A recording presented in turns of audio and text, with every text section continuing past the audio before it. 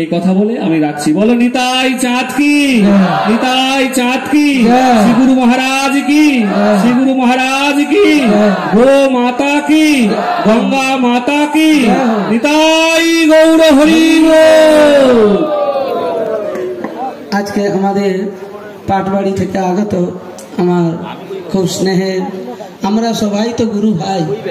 মহাপ্রভু গৌর সুন্দর যখন ঝাড়িখণ্ড থেকে চলে যাচ্ছিলেন তখন বাঘ ভালুদেরও তিনি হরিনাম দিয়ে গিয়েছিলেন।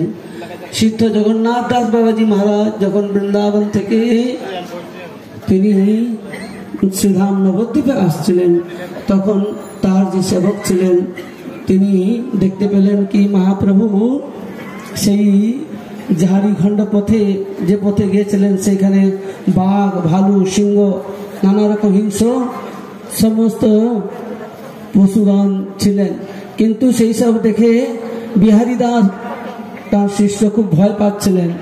তখন সিদ্ধ জগন্নাথ দাস বাবাজি মহারাজ তিনি বললেন, বিহারীরে ভয় করতে হবে না, এরা হচ্ছে সব আমাদের গুরু ভাই। কেন? জগৎগুরু শ্রীমৎ মহাপ্রভু গৌর সুন্দর তিনি বনের পশু পক্ষীদেরও তিনি হরিনাম দিয়ে অঙ্গীকৃত করেছিলেন।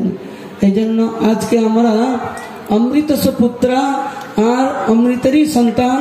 এই জগতে সবাই হচ্ছে যারা আমরা দীক্ষিত বা সাধু মহাপুরুষ সবাই যেন আমাদের নিজজন।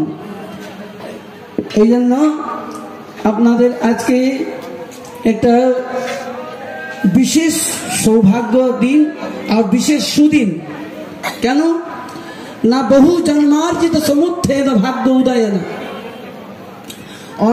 অনেক অনেক জন্মের পুণ্য আর সুকর্ম যখন জীবের উদয় হয় তবে কি সাধু সঙ্গ এবং সাধু দর্শন লাভ হয়। অল্প ভাগ্যে সাধু দর্শন আর সাধু সঙ্গ লাভ হয় না।